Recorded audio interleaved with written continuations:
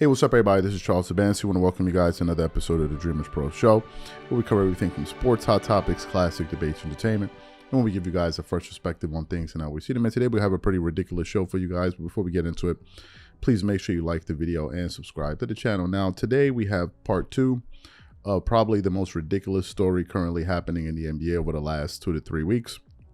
And it's all centered around Zion Williamson. Even though the NBA Finals are currently underway, and tonight I believe is Game 5, I'm actually expecting this series to come to a resounding conclusion. We actually put up a poll on our channel where we asked our audience the very same question today.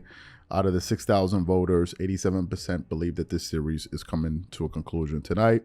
So I think it's going to be great for the NBA, given that we're going to be making some history, because this is the first time that the Denver Nuggets are going to be winning a championship. They just made it to the finals for the very first time. So it's good. The Miami Heat have about 4 to 5 titles, I believe. So it's good to see another team finally win and another market get some shine.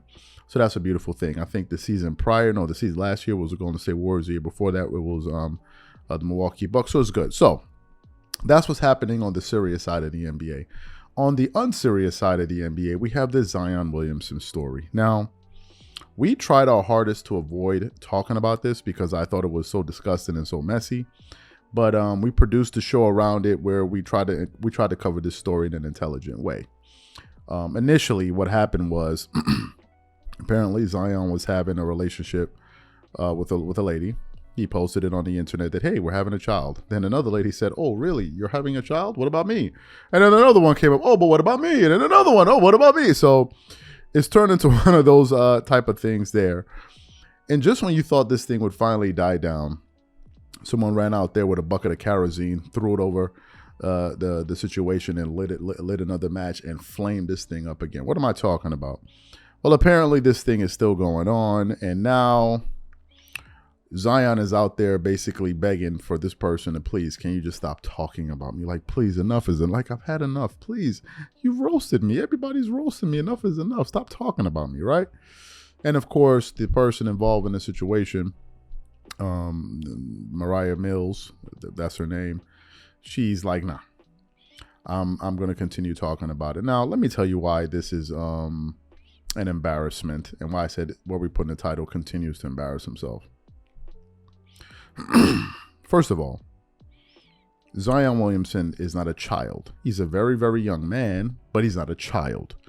He's not a minor. Zion is 22 years old. I believe he's going to be turning 23 years old.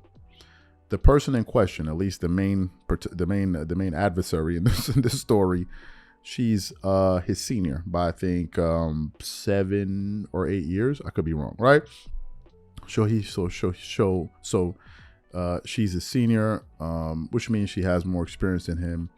And Zion is also showing his lack of inexperience. First of all, lack of experience.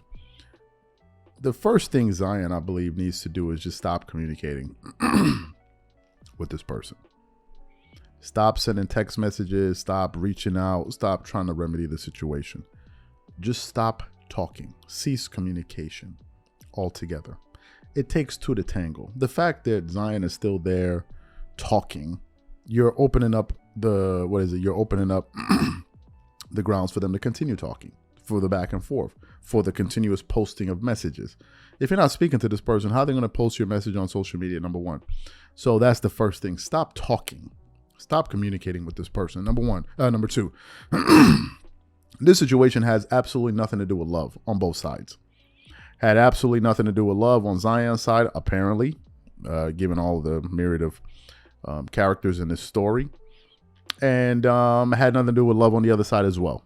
In my personal view, I think Zion wanted what he wanted, and I think the other person wanted what they wanted, and I think it was money.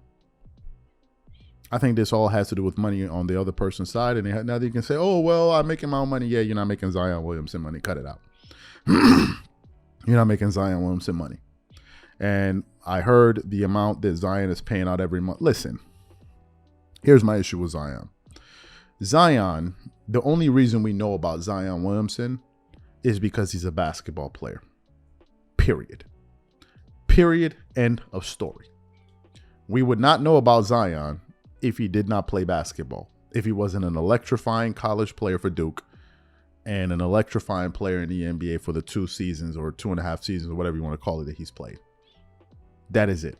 Which means that Zion's focus should be on basketball. It should be. Now, am I saying that you need to turn yourself into a saint? No. Am I saying that you need to walk around with blinders on your face? No. What I'm saying, however, is that don't allow these things to become a distraction in your life, number one. And number two, don't allow it to damage your reputation. Seems like a lot of people don't understand that the players, NBA players, have reputations that go with them. Every player has a reputation, and it's always factored in terms of how a team decides to work with you. It can affect your contracts based on your reputation. If they feel like you're a basket case, they're going to want to avoid you. If they feel like you're going to be bringing distractions to the team, they're going to want to avoid you. And in a lot of cases, it has nothing to do with your basketball game. Look at Kyrie Irving. Is anyone questioning Kyrie Irving's basketball ability? No. Whenever we talk about Kyrie, especially as it pertains to other teams, they're always talking about, is he going to be a distraction? Is he going to do this? Is he going to do that? Character-related issues. Reputation, right? And in most cases, it precedes you. And I think the longer that this story drags on, the more it's going to start to stain Zion's reputation, his image, not his legacy, his image, right?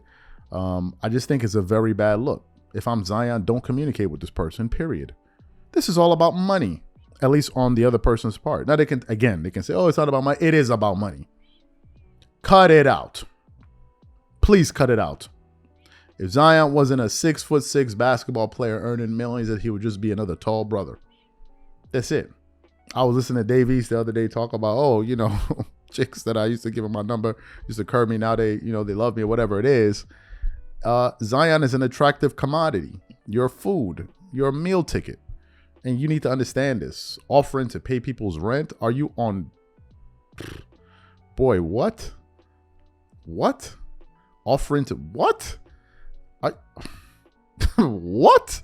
You see? This is why you should look at players like LeBron. I mean, I'm not saying that Zion is the only one that's getting caught up, but I just think that Zion needs to find a way to disconnect himself from this story. It's not going to stop. It's not going to stop. So you yourself have to cease communication altogether. And it's a bad look on Zion, because Zion, the reason he wasn't playing basketball initially was due to what? An injury, which was related to, some speculated, to his weight. Then Zion came out and said, because they said you're cleared to play. He said, yes, I'm physically cleared to play, but I'm not in a mental space. And no one said anything. And then come to find out, this is where this is the mental space that you're in. It's a very, very bad look. Number one. Number two, it reflects poorly on you as a professional with your team, because your team is going to be looking at you saying, wait a minute. I thought you said you couldn't play because you're not in a mental space to play. And this is what you've been involved in, but you can't. So you can be committed to all of these various situations that are adding not a single thing to your life, really, but you can't commit to playing basketball. So you're in a mental space to have these type of situations happening in your life, but you're not in a mental space to go out there and earn your salary. I don't understand it, but hey, there's some people out there that condone it. There's some people that think it's funny. And I think that most of the people that condones this situation from Zion are people that are laughing at Zion. I think most of the people that are saying it's okay are saying it's okay because it's not their relative. It's not their son. It's not their cousin. It's not their brother. I guarantee you nobody would give Zion no one that is related to Zion in any way would say, hey man, good job. Great job. That's a lousy person if that's the advice that they're giving you, tapping you on the back. There's nothing to be proud of here. There's no positive thing happening here. You're the laughing stock. If people are talking about you, you're the butt of the joke. There's nothing positive, and I think that Zion needs to, first of all, just stop communicating. Just stop. Stop. How about we start there? It's already bad enough, and it seems like everything that you say is going to be publicized, literally, all over the internet. These are my thoughts. Whatever you guys think, please leave your thoughts and comments.